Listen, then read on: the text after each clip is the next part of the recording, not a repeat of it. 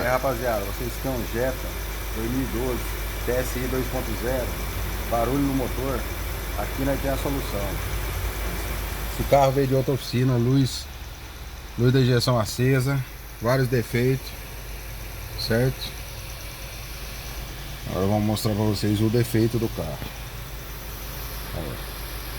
Depois a solução. Correto?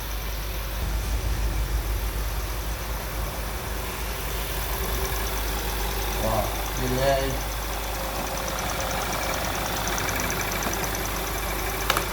Veio de outra oficina, condenaram o motor, mais de 15 mil reais para fazer um motor desse Jetta TSI, tá?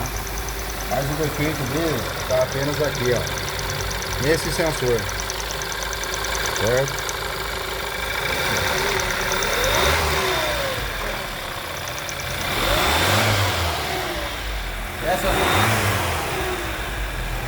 Vamos providenciar a peça nova, tá? Depois vamos gravar outro vídeo. Vai!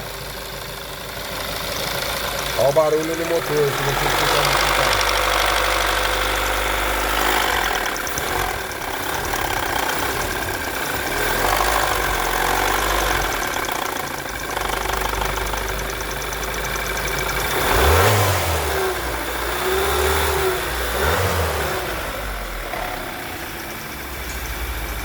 A bobina gambiarrada aqui também, ó.